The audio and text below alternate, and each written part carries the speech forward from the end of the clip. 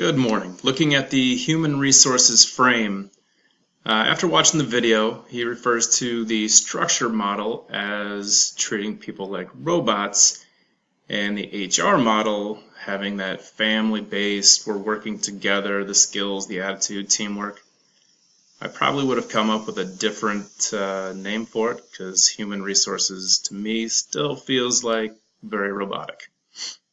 You know, they hire, they fire, they deal with personnel files, they approve coursework, but if you didn't actually step into human resources, you'd never know who any of these people are. So I feel like a different name would have been good. But I do like the concept that, everyone has to work together because without one component, you don't have any of the other components. So then we switch over to my pyramid. All right. I went back and forth on several different tries here, and then I'd start rethinking things and back and forth. So finally I decided, it's time to post. It is what it is at this point. So I'm starting out with community. You have to maintain a positive image within your community. Without the community, you have no school, you have no principal, you have nothing underneath it.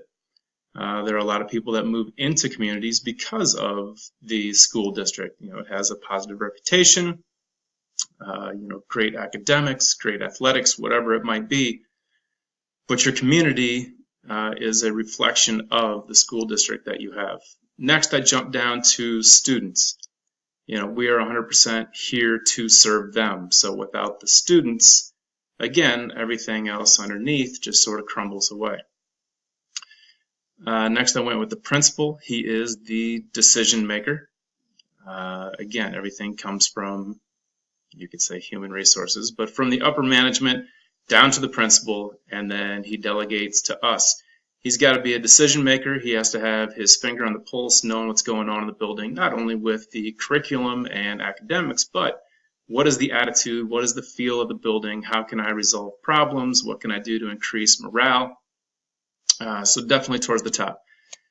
Then I have the teachers. They make decisions. We're instructing. We're caretakers. I think about a typical day for me, and I can talk history all day long, but the meaningful part of my day is when I have those heartfelt conversations with kids and give them real life advice, about their decisions. The fact that there are consequences for every decision that they make. Consequences don't have to be negative, but everything you do, there is going to be a reaction. So they need to really take responsibility for the things that they do.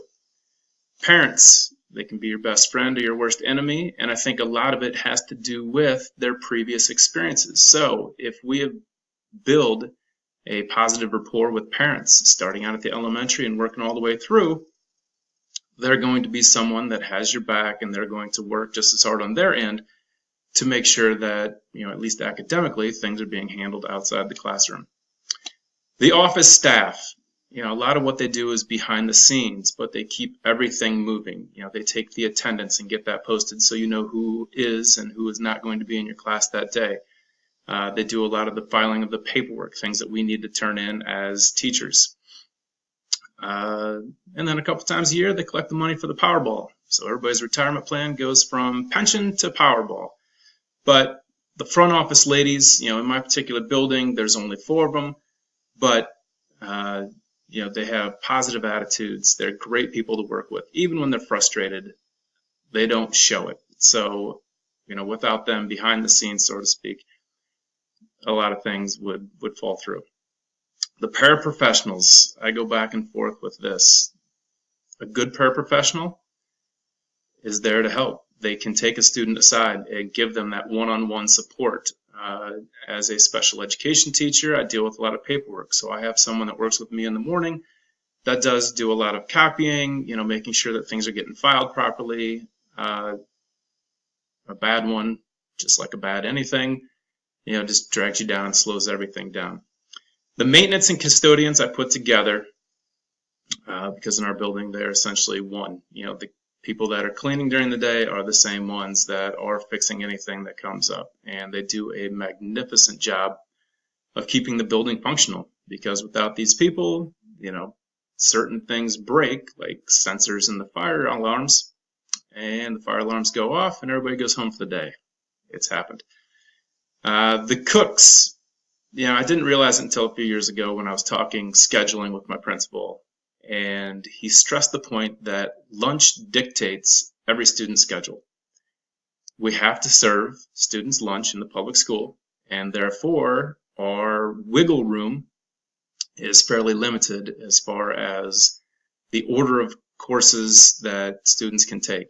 Their class schedule, everything is built around the fact that they have lunch.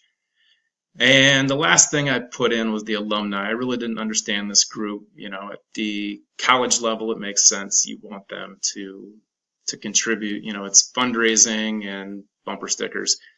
At the middle school level, you get some that come back and they say great things about the building. They come back and they apologize for all the ridiculousness that they were up to when they were in middle school. But as far as this whole community together, the alumni are essentially just old students. So if we treated them right back up in the second tier, then they should be all right remaining there at the bottom. All right, thanks.